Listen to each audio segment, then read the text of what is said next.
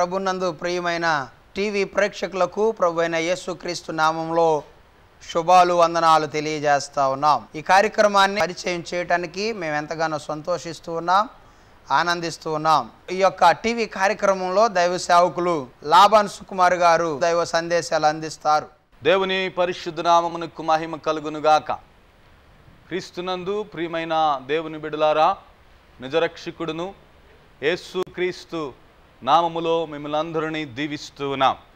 ఈ యొక్క టీవీ కార్యక్రమం ద్వారా మీ గృహాలలోనికి రావటానికి, మీ కుటుంబాలు కట్టబడాలని, మీ కుటుంబాలు ఆశీర్వదించబడాలని, దేవుడు అనుగ్రహించు నిత్యమైన సమాధానానికి మీరందరూ పాత్రులు కావాలన్న ఉద్దేశంతో ప్రార్థన చేస్తున్నాం. దేవుని సన్నిధానములో కనిపెట్టి దేవుని సందేశాలను సిద్ధపడి మీకు అందిస్తూ ఉన్నాం. ఈ వర్తమానాలు మీకు అందించటంలో ప్రధానమైన ఉద్దేశం ఏమిటనగా, మీరు ఆశీర్వదించబడాలి, మీ ఎల్లలు విశాలపరచబడాలి, మీ కుటుంబాలు కట్టబడాలి, అసమాధానములో ఉన్నవారు సమాధానాన్ని పొందుకోవాలన్న ఏకైక ఉద్దేశంతో ఈ యొక్క కార్యక్రమాన్ని మేము మీ ముందుకు తెస్తూ ఉన్నాం ప్రియులారా. కనుక ఈ మంగళగిరి పట్టణ పరిసర ప్రాంత వాసులందరికీ ఒక గొప్ప ఆహ్వానాన్ని తెలియజేస్తున్నాం. మనకి సమీప ప్రాంతమైన నవలూరు వాటర్ ట్యాంక్ సెంటర్ దగ్గర నిస్సీ బ్లెస్సింగ్ చర్చి ఉన్నది ప్రియులారా. ఆ నిస్సీ బ్లెస్సింగ్ చర్చి స్థలంలో ప్రతి ఆదివారం ఉదయకాలం 9 గంటల నుండి 11 గంటల వరకు ఆధ్యాత్మిక ఆరాధన జరగనై ఉంది. ఆ ఆధ్యాత్మిక ఆరాధనలో రోమీలకు రాసిన పత్రికను గురించి వచనంటూ వచనం బోధించటం జరుగుతూ ఉన్నది. ఎందుకనగా క్రొత్త నిబంధన పుస్తకములో విశేషమైన క్రైస్తత్వానికి, దైవత్వానికి సంబంధించిన అనేకమైన అంశములు రోమీలకు రాసిన పత్రికలో ఉన్నందున వాటిని వివరించుచున్నాం. ప్రతి బుధవారము బైబిల్ స్టడీలోను, శనివారము ఉపవాస ప్రార్థనలోను 7 గంటల నుండి 9 గంటల వరకు ఆ 2 దినాలు జరుగుతుంది. ఆ దినాలలో గాడ్ ఈజ్ గుడ్ అనేటువంటి సందేశాలను అందిస్తున్నాం. ఇప్పటి వరకు ఇలాంటి ఆశీర్వాదకరమైన వర్తమానాల వలన అనేక కుటుంబాలు ఆశీర్వదించబడ్డాయి. అనేక మంది మేలు నొందుచు ప్రభువుని స్తుతిస్తూ ఉన్నారు. ఈ రోజున క్రైస్తవ సమాజంలో ఎవరి నోటిని బట్టినా దేవునికి కృతజ్ఞత హృదయము ఎందుకు లేదనగా, వారి హృదయము దేవుడు మంచివాడు అన్న ఉద్దేశంతో నింపబడినందున నోటి ద్వారా స్తుతి అనేది రావటం లేదు. నోటి ద్వారా స్తుతి ఎప్పుడు వస్తుందంటే, నోటి ద్వారా ఎప్పుడు ప్రభువుని మహిమపరుస్తారంటే, హృదయము దేవుడు మంచివాడు అన్న దానితో నింపబడినప్పుడు ఖచ్చితంగా వారి నోటి నుండి స్తుతిగానములు, ఆర్భాటములు, దేవుని నామానికి మహిమ కలుగునట్లుగా అనేక కార్యములు క్రైస్తవులు చేయగలరు. ఆ యొక్క ప్రయత్నమే మా యొక్క ఉపదేశము యొక్క ఉద్దేశమైనదని మరొకసారి నేను జ్ఞాపకం చేస్తున్నాను. దయచేసి నీకు అందుబాటులో అవకాశం ఉంటే, వీలున్న ఎడల దయచేసి మా యొక్క మందిరానికి రండి, దేవుని వర్తమానాలు వినండి, ఆశీర్వదించబడవలసిందిగా ప్రభు పేరిట తెలియపరుస్తూ ఉన్నాం. క్రిందట వారాలలో గాడ్ ఈజ్ గుడ్ అనేటువంటి సందేశం ద్వారా అనేకమైన విషయాలను నేను మీకు జ్ఞాపకం చేశాను. దేవుడు మంచివాడు అని ఈ రోజున ఎందుకు మన మనస్సు ఒప్పుకోలేకపోతుందో దానికి కారణాలు నేను మీకు జ్ఞాపకం చేశాను. కానీ ఆ కారణాలలో మీకు వివరించుకుంటూ వచ్చాను, చెప్పుకుంటూ వచ్చాను. ఏమిటో తెలుసునా, దేవుణ్ణి మనం మార్చలేము కానీ దేవుడు మారడు అని వాక్యం సెలవిస్తుంది. ఎవరు మారాలి అంటే మనమే మారాలి. మనలోనే తప్పిదం ఉంది కానీ దేవునిలో తప్పిదము లేదు. మన ద్వారానే మనకి సమస్యలు వస్తున్నాయి కానీ దేవుని వల్ల సమస్యలు మనకి రావటం లేదు. సమస్యలతో మనము ఉండాలని దేవుడు అనుమతించటం లేదు అన్న విషయాన్ని మరొకసారి ఈ ఉపదేశ ఆరంభంలో నేను మీకు జ్ఞాపకం చేస్తున్నాను ప్రియులారా. కొనసాగించి క్రిందట వారంలో ధ్యానం చేసిన అంశాన్ని కొనసాగించి నేను మాట్లాడాలని ఆశపడుతున్నాను. ఏబు యథార్థవంతుడు, ఏబు మంచివాడు, ఏబు నీతిమంతుడు, ఏబు చెడుతనము లేనివాడు, ఏబు అన్ని విషయములలో కరెక్ట్గా ఉన్నట్లుగా కనిపిస్తుంది. కానీ ఏబులో ప్రియులారా భక్తి ఉంది, కానీ దైవిక జ్ఞానము ఈ రోజున కొదువైన పరిస్థితి ఏబులో మనం ఈ లేఖన భాగాన్ని బట్టి మనం చూస్తున్నాం. ఈ రోజున క్రైస్తవ సమాజంలో కూడా వైరాగ్యం ఉంది, భక్తి ఉంది, పాటలు ఉన్నాయి, ఆర్భాటం ఉంది, ఏదైనా చేయదలిస్తే చాలా వైరాగ్యంతో చేసేటువంటి వారు ఉన్నారు. నేను ఎరుగుదును ప్రియులారా, ఆస్తులు తాకట్టు పెట్టి కూడా అనేకమైన కార్యాలను దేవుని కొరకు చేస్తున్న ప్రియ శ్రోతలు, ప్రియ సోదరీలు సోదరీమణులు ఉన్నారు. మంచిదే, కానీ మీరు చేసే దానిలో దైవిక జ్ఞానము ప్రధానమైనది అన్నది మనము జ్ఞాపకం చేసుకోవలసిన అవసరత ఉన్నది. కాబట్టి దైవిక జ్ఞానమును మనము సంపాదించుకుంటే మన సమస్యల నుండి మనం విడుదల పొందుతాం. ఈ రోజున క్రొత్త నిబంధన సంఘం ప్రకారమై ఈ రోజున సంఘం ఎందుకు ఏర్పరచబడిందంటే దేవుని జ్ఞానము మనకి బోధించు నిమిత్తమై. దేవుడు ఇంత పెద్ద బైబిల్ ఎందుకు ఇచ్చాడనగా ఆయన జ్ఞానాన్ని మనం సంపాదించుకోవాలని. మందిరానికి ఈ రోజున విశ్వాసులైన వారు ఎందుకు వెళుతున్నారంటే దేవుని జ్ఞానాన్ని సంపాదించుకోవటానికి. దేవుని మందిరంలో ఏదో పూజా కార్యక్రమాలు జరగటం లేదు, లేకపోతే ఏదో సాంప్రదాయాలు, ఏదో ఆచారాలు, ఏదో అలవాటు ప్రకారంగా అలాంటి కార్యక్రమాలకు దేవుని మందిరంలో తావులేదు. కానీ దేవుని మందిరములో ఒక దైవజనుడు నిలువబడి చేసే పనేమిటంటే దేవుని జ్ఞానాన్ని బోధించే పని. అందుకోసమే దేవుడు మనకి ఈ లేఖనాన్ని ఇచ్చాడు. ప్రత్యేకంగా ప్రియ దేవుని బిడ్డలారా, క్రిందటి వారంలో నేను మీకు బోధించి జ్ఞాపకం చేసి ఆపిన భాగము నుండి నేను మరలా కొనసాగించి మాట్లాడుతాను. ఈ వర్తమానాలను ఎక్కడ కూడా ఆగకుండా మిస్ అవ్వకుండా అలాగునే మీరు అనుసరించినడలా అనేకమైన విషయాలను మీరు తెలుసుకొనగలుగుతారు. ఇప్పటి వరకు ఏబును శ్రమ పెట్టింది దేవుడు అన్న అవగాహనలో ఉంటే మీ అవగాహన సరి అయినది కాదన్నది మరొకసారి నేను మీకు జ్ఞాపకం చేస్తున్నాను. ఏబు ఆ పరిస్థితిలోనికి పోవటానికి కారణం ఏబు తను భయపడటాన్ని బట్టే తన మీదకి అది వచ్చింది అన్న విషయాన్ని ఏబు స్వతహాగా తన నోటితోనే అనుభవం అయ్యాక ఒప్పుకుంటున్నట్లుగా మనం చూస్తూ ఉన్నాం ప్రియులారా. కాబట్టి ఈ యొక్క ఏబు చెప్పిన సాక్ష్యం ప్రకారమై మనకి లేఖనాన్ని మొత్తం పరిశోధన చేస్తే అర్థమైన సత్యం ఏమిటంటే భయము అనేటువంటిది విశ్వాసానికి వ్యతిరేకమైన ఆత్మ. విశ్వాసం ఒక శక్తి, అలాగుననే భయము అనేటువంటిది కూడా ఒక శక్తి ప్రియులారా. విశ్వాసం అనేది మేలు కలుగుటకై, సమకూడి జరుగుటకై, ఆశీర్వాదం వచ్చుటకై ప్రియులారా, ఆయన పిల్లలైన వారికి దేవుని యొద్ద నుండి వచ్చు ఆశీర్వాదములను పొందుకోవటానికై ఉపయోగపడుతుంది.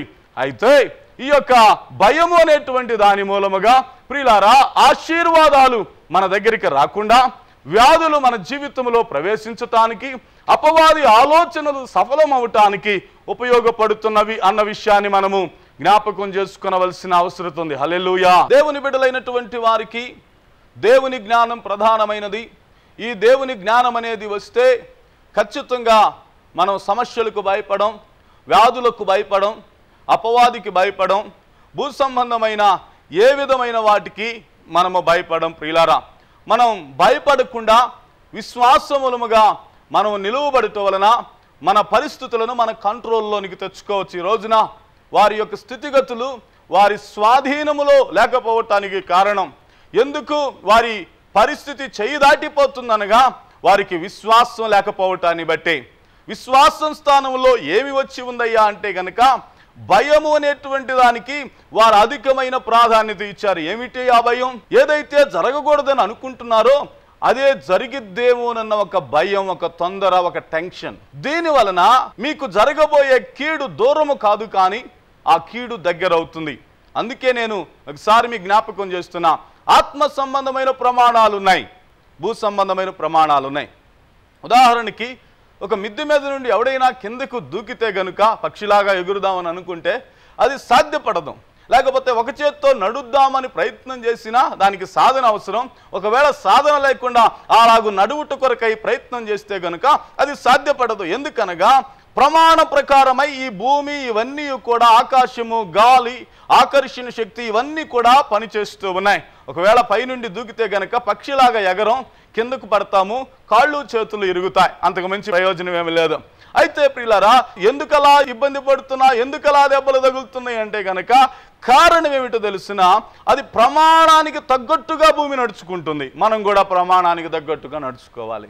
ఇప్పుడు ఏబుకున్న సమస్య ఏమిటయ్యా అంటే ఏబుకు అన్నీ ఉన్నాయి. ఏబు భక్తి కలిగిన వాడు, కానీ ఏబు ప్రియులారా ఆత్మ సంబంధమైన ప్రమాణాన్ని గ్రహించలేకపోయాడు. దేనిని గురించి అయితే మనం భయపడతామో అవి మనకు సమీపముగా వస్తాయి అన్న అవగాహన లేదని ఏబు గ్రంథం 3వ అధ్యాయం 25వ వాక్యములో నుండి నేను పోయిన వారంలో మీకు జ్ఞాపకం చేయటం జరిగింది.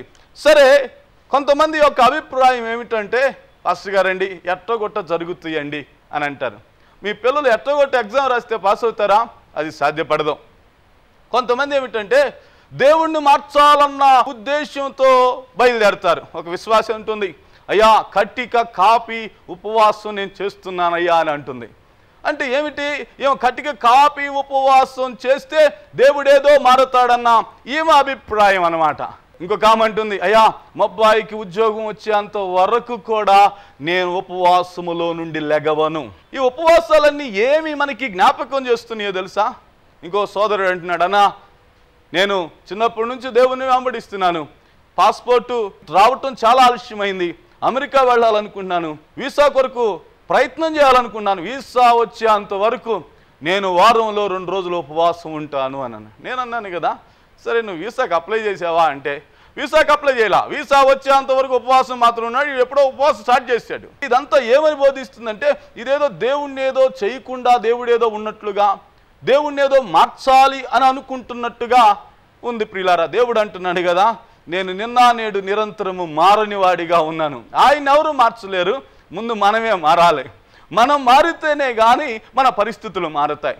దేవుడు మారబోవటం లేదు, ఈ విషయం చాలా స్పష్టం. ప్రియులారా, కొంతమంది క్రైస్తవులు ఉపవాసం అంటే ఏమనుకుంటారంటే ఒక స్ట్రైక్ లాగా భావిస్తారు. బయట కనుక మందిరం వెలుపల అనేక మంది స్ట్రైకులు చేస్తుంటారు కదా, ఉద్యోగాలు రానందున, జీతం పెరగనందున ఒక టెంట్ వేసి ఒక స్ట్రైక్ చేసినట్టుగా ఉపవాసాన్ని భావిస్తున్నారు. ఉపవాసంలో ప్రయోజనం ఏమిటంటే మనం మారుతామే కానీ దేవుడు మారడం. ఉపవాసం మేము చేస్తాం, వారానికి వచ్చి ఒక రోజు ఉపవాసం ఉంటాం. ఉపవాసం తప్పు కాదు, ఉపవాసం ఉండటం అవసరం, దేవుని సన్నిధానంలో ఎదురు చూడటం అవసరం, ఉపవాసం ఉండమని బైబిల్ చెప్తుంది. కానీ ఆ ఉపవాసము, నీవు ఉండే ఉపవాసము ఏ ఉద్దేశంతో ఉంటున్నావు? దేవుడేదో చేయకుండా ఉండినట్లుగాను, దేవుడేదో నీకు దూరముగా ఉండినట్లుగాను, దేవుడి నీ మొర వినకుండా ఉండినట్లుగాను, దేవుడికి ఏదో వినపడకుండా ఉండినట్లుగాను నీ అభిప్రాయం ఉంటే గనక నీ ఉపవాసం సరి అయినది కాదు. కాబట్టి దేవుడు వినటానికి రెడీగా ఉన్నాడు, దేవుడు చేయటానికి రెడీగా ఉన్నాడు, దేవుడు నీకు సమీపంగా రావటానికి రెడీగా ఉన్నాడు, దేవుడు నీ సమస్యను పరిష్కరించడానికి సిద్ధంగా ఉన్నాడు. కానీ నీకుండవలసినది ఏమిటంటే విశ్వాసం ద్వారా నీ సమస్యలు, నీ యొక్క పరిస్థితులు మార్చబడతాయి అన్న విషయాన్ని జ్ఞాపకం చేసుకునండి. ఒక యవనస్తుడు ఉన్నాడట. ఆ యవనస్తుడు అడవిలో ఒంటరిగా వెళుతున్నాడంట. కొంత దూరం వెళ్ళినంత వరకు అతనికి భయం అనిపించలేదు. లోపలికి వెళుతుండగా అతని పాదాల కింద ఎండి ఆకులు శబ్దం అతని చెవికి వినికిడికి తట్టిన వెంటనే అతని హృదయంలో భయం ప్రారంభమైంది. అప్పుడు దాకా చక్కగా ఉండిన వాడు పాటలు పాడటం ప్రారంభించాడంట. అతడు పాటగాడు కాదు. ఎందుకు పాట పాడుతున్నాడంటే అతనికి భయం పుట్టి ఆ భయం పోవాలన్న ఉద్దేశంతో పాటలు పాడుతున్నారు. ఈ రోజున క్రైస్తవులైనటువంటి వారు అరిసే అరుపులు ఎలా ఉన్నాయో తెలిసినా, వాళ్ళు ఏదో సంతోషంతోనూ దేవుని మీద ఒక ఆశతోనూ అన్నట్టుగా అనిపించటం లేదు, కానీ వారి అరుపులు భయంతో అరుస్తున్నట్లుగా అనిపిస్తున్నాయి. కాబట్టి గమనించవలసిన విషయం ఏమిటనగా, భయపడనవసరం లేదు. భయము అనేటువంటిది నీ జీవితంలో వచ్చిందా, నీ హృదయంలోకి వచ్చిందా, నీ హృదయంలోనికి అపవాదికి చోటిచ్చినట్టే. నీ ఇంటిలో భయపడేవారు ఉన్నారా, భయపడే స్వభావం ఉందా, అపవాదికి చోటిచ్చినట్లే. కాబట్టి భయము అనేటువంటి దానిని మనం ఏమి చేయాలనగా జయించవలసినటువంటి వారమై ఉన్నాం. దేవునికి స్తోత్రం కలుగునుగాక. హల్లెలూయా. ఏబుకు ఉండిన పెద్ద సమస్య అదే. ఏబు ప్రియులారా పరిస్థితులన్నీ తారుమారుగా అయిపోవటానికి, ఏబుకుండినంతయు కోల్పోవటానికి కారణం ఏబు చెప్తున్నాడు కదా, నేను దేనిని గురించి అయితే భయపడ్డానో అదే మా జీవితంలో సంభవించింది అంటున్నాడు ప్రియులారా. కాబట్టి మనము భయపడనవసరం లేదు. భయంతో అనేకమైన మాటలు మాట్లాడాడు. ఏబు గ్రంథంలో 1వ అధ్యాయం 21వ వాక్యంలో చూస్తే కనుక, నేను తల్లి గర్భములో నుండి దిగంబరి వలె వచ్చి తిని దిగంబరినై అక్కడికే తిరిగి వెళ్ళుదును, యెహోవా ఇచ్చెను, యెహోవా తీసుకొనిను. దేవుడిచ్చాడు, దేవుడు తీసుకున్నాడు, దేవుడు ఇచ్చాడు, దేవుడు లాక్కున్నాడు అన్నట్టు మాట్లాడుతున్నాడు. చావులోనైనా జ్ఞాపకానికి వచ్చేటువంటి మాట, అందరూ ఈజీగా ఉపయోగించే మాట ఏది ప్రియులారా? ఇదేదో పెద్ద వాగ్దానంలాగా మనం వినియోగిస్తాం. ఏబు మాట్లాడిన మాటల్లో ఎంతవరకు వాస్తవం ఉంది? ఎందుకు పరిశుద్ధాత్మ దేవుడు అలా రాయించి పెట్టాడంటే ఇవి మనకి అర్థం కావాలని, అంతేగాని వీటిని విశ్వసించి వీటి వల్ల పోయి మనం గుంటలో పడకూడదని దేవుని సంకల్పమై ఉన్నది. మనం గమనిస్తే ప్రియులారా, ఈ యొక్క భయాన్ని గురించి మనం జ్ఞాపకం చేసుకున్నాం. అంత మాత్రమే కాకుండా ఏబు యొక్క పరిస్థితి అంతటికి కారణాన్ని మనం లేఖనంలో నుండి జ్ఞాపకం చేసుకున్నాం. దేవునికి స్తోత్రం కలుగునుగాక. హల్లెలూయా. కొన్ని విషయాలు మనం చదివితే ఏబు గ్రంథం 1వ అధ్యాయం 16వ వాక్యం నుండి చదువుతున్నాను. అతడు ఇంకనూ మాట్లాడుచుండగా మరి ఒకడు వచ్చి దేవుని అగ్ని ఆకాశము నుండి పడి గొర్రెలను పనివారిని రగులబెట్టి కాల్చివేసెను. దాన్ని నీకు తెలియచేయుటకు నేనొక్కడినే తప్పించుకొని వచ్చి తిని అంటున్నాడు. చూడండి ప్రియులరా, ఈ మాట చెప్పింది ఎవరు? ఈ మాటను తీసుకొచ్చింది ఎవరు? ఈ మాటను తీసుకొచ్చింది ఒక పనివాడు మాటలు ఎలాగొని తెలిసినా, ఏమంటున్నాడు తెలిసినా, కేజేవి వర్షన్ అయితే దేవుని నుండి అగ్ని వచ్చిందని చెప్పబడింది. అందుకే అనేకమైన వర్షన్స్, బైబిల్ వర్షన్స్ మనం చదవలసిన అవసరం ఉంది. ప్రియులరా, వాళ్ళ పిల్లలు చనిపోవటానికి, ఎద్దులు నాశనం అయిపోవటానికి, ఒంటెలు నాశనం అయిపోవటానికి, ఆ ఇల్లు కప్పు పడి ఆ పిల్లలు చనిపోవటానికి కారణం దేవుడే అన్నట్టుగా కొన్ని భాగాలు మనకి అనిపిస్తూ ఉన్నాయి మన మనసుకు. కానీ వీటిని కొద్దిగా గ్రహించవలసిన అవసరం ఉంది. ఉదాహరణకు నేను అంటాను, నేను అమెరికా వెళ్ళాను అనుకోండి, అక్కడ ఉన్న వాళ్ళతో అంటున్నాను, మా దేశంలో అన్ని కుక్కలకి 6 కాళ్ళు 2 తోకలు ఉంటాయ్యా అని నేను చెప్పాను అనుకోండి. అక్కడ ఒక యవనస్తుడున్నాడు, ఇండియా దేశాన్ని గురించి తెలిసిన అతను, లేదండి, అన్ని కుక్కలకి 4 కాళ్ళు ఉన్నాయి, 2 తోకలు అన్నది తప్పు, 1 తోకే ఉంది, అయ్యగారు చూడటంలో ఎక్కడో పొరపాటు పడ్డాడు, లేకపోతే ఆయన అర్థం చేసుకోవటంలో కొద్దిగా తేడా అండి అని ఖచ్చితంగా అతడు దాన్ని సవరించడానికి ప్రయత్నం చేస్తాడు. అది అలాగో ఇది అలాగే. ఎందుకు పరిశుద్ధాత్మదేవుడు ఇవన్నిటిని ఇలా రాయించాడంటే, బైబిల్ గ్రంథంలో 2వ తిమోతిలకు రాసిన పత్రిక 3వ అధ్యాయం 16వ వాక్యం 17వ వాక్యం చదువుతున్నా. దైవజనుడు సన్నద్ధుడై ప్రతి సత్కార్యమునకు పూర్ణముగా సిద్ధపడి ఉండునట్లు దైవావేశము వలన కలిగిన ప్రతి లేఖనము ఉపదేశించుటకు, ఖండించుటకును, తప్పుదిద్దుటకును, నీతి యందు శిక్ష చేయుటకును ప్రయోజనకరమై ఉన్నది. ఏమన్నాడు? దాన్ని సరిచేయటానికి, ఖండించటానికి, తప్పుదిద్దటానికి. అంటే అవన్నీ ఎందుకు రాయబడ్డాయి? ఏబు పిల్లలు ఎందుకు చనిపోయారని రాయబడింది. ఒక వ్యాఖ్యానకర్త అలా అంటాడు, ఆకాశము నుండి ఒక పిడుగై ఉండొచ్చు అని అంటాడు. ఆ గుడారం మీద, ఆ యొక్క ఇంటి పైన పడింది ఒక పిడుగు కావచ్చు అని వ్యాఖ్యానం రాస్తాడు. అంటే పిడుగు ఆకాశం నుండి కింద పడింది, అది దేవుడే వాళ్ళ పిల్లల్ని కాల్చివేశాడు అన్న అభిప్రాయము అది సరైనటువంటిది కాదు ప్రియులారా. ప్రకృతి వైపరీత్యాల వలన జరిగిన వాటన్నిటికీ దేవుడే కారణము, కారకుడు అని అనుకోవటంలో అది సరైనటువంటి విధానము కాదు ప్రియులారా. ఇక్కడ అంటున్నాడు దైవజనుడు ఈ లేఖనాలన్నీ కూడా దైవావేశం వల్ల కలిగిన ప్రతి లేఖనము అంటుంది. అంటే లేఖనాలన్నీ దైవావేశం వల్ల రాయబడ్డాయి. పరిశుద్ధాత్మదేవుడు ఎందుకు అనుమతించాడంటే ఈ విషయము మనకి సరి అయిన రీతిలో సమగ్రంగా అర్థం కావాలన్న ఉద్దేశంతోనే దేవుడు రాయించాడు. ఇంకను మనం చూస్తే గనుక 2వ తిమోతిలకు రాసిన పత్రిక 2వ అధ్యాయము 15వ వాక్యాన్ని చదువుతున్నాను. దేవుని ఎదుట యోగ్యునిగాను, సిగ్గుపడనక్కరలేని పనివానిగాను, సత్యవాక్యమును సరిగ్గా ఉపదేశించుటకును, నిన్ను దేవుని ఎదుట కనపరుచుకున్నటకు జాగ్రత్త పడుము అంటున్నాడు. అంటే ఏంటి? సత్యవాక్యాన్ని సరిగ్గా ఉపదేశించాలి. ఎందుకు సరిగ్గా ఉపదేశించాలి? అనేకమైన విషయాలు దీనిలో పొందుపరచబడ్డాయి. వాటన్నిటినీ సరిగ్గా అర్థం చేసుకొని, వాటన్నిటినీ తిన్నని మార్గంలో పెట్టుకొని, ప్రజలకు ప్రయోజనకరమైన రీతిలో ఉపయోగపడినట్లుగా వాటిని సరిగ్గా ఉపదేశించాలి అని అంటున్నాడు. ఆ మాట చాలా ప్రాముఖ్యమైంది. సత్యవాక్యమును సరిగ్గా ఉపదేశించువానిగాను. ఎందుకు నేను దేవుని కోణంలో నుండి మాట్లాడుతున్నాను తెలిసిన? ఎందుకు ఏబు పరిస్థితిని అలాగూ మీ ముందు పెడుతున్నానని తెలిసిన? నేను ఈ మాటలు చెప్తుండగా మీ హృదయంలో అనేకమైన సందేహాలు పుట్టవచ్చు. ఎప్పుడు మేము ఈ వర్షంలో వినలేదు కదా అన్న అభిప్రాయం మీకు కలిగి ఉండవచ్చు. కానీ వాక్యం చెప్తుంది కదా, అవన్నీ పరిశుద్ధాత్మ దేవుడు ఎందుకు రాయించాడంటే అవన్నీ అర్థం కావాలని. ఉన్నది ఉన్నట్టుగా అలాగూ పరిశుద్ధాత్మ దేవుడు ఏం చేశాడంటే రాయించటానికి దైవావేశం చేత అనుమతించాడు. కాబట్టి వాటిని తీసుకొని సరిగ్గా ఉపదేశించవలసిన అవసరత ఉన్నది. అందుకే నేను మీకు చెప్తున్నాను, మీకు జ్ఞాపకం చేస్తున్నాను, ఈ విషయాలన్నీ జరగటానికి కారణం ఏబు అపవాదికి చోటిచ్చి భయపడి అపవాదికి చోటివ్వటాన్ని బట్టే ఏబుకు ఈ పరిస్థితి ఏర్పడింది అన్న విషయాన్ని నేను మీకు జ్ఞాపకం చేస్తున్నాను. కాబట్టి ఏబు జీవితము ఒక పాఠం మనకి. ఏమిటి ఆ పాఠం అంటే మన పరిస్థితులను మన స్థితిగతులను మార్చుకోవాలి అంటే మనము మార్చబడాలి. మనము భయపడువారిగా ఉండకూడదు. దేవుడు పిరికితనం అనే ఆత్మను దేవుడు మనకి ఇవ్వలేదు. ధైర్యము కలిగిన దేవుని ఆత్మను, దత్తపుత్రాత్మను ఆయన మనకు అనుగ్రహించాడు కనుక అట్టి ఆత్మను మనము పొందుకొని దేవుని బిడ్డలుగా ఉండి దేవుని ఆశీర్వాదాన్ని ఆస్వాదించవలసినటువంటి వారమై ఉన్నాం. దేవునికి స్తోత్రం కలుగునుగాక. హల్లెలూయా. అయితే ఈ సమయంలో ఒక వచనాన్ని నేను జ్ఞాపకం చేస్తాను.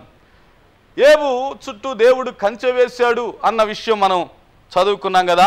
ఆ కంచెను గురించి ప్రసంగి పుస్తకంలో 10వ అధ్యాయంలో 8వ వాక్యంలో ఒక మాట చెప్తున్నాడు. గొయ్యితో వాడు దానిలో పడును, కంచె కొట్టువానిని పాము కరుచును అని రాయబడి ఉంది. అనగా ఏంటి? కంచెను ఎవరైతే కొట్టుకుంటారో, కంచెను ఎవరైతే తొలగించుకుంటారో వారి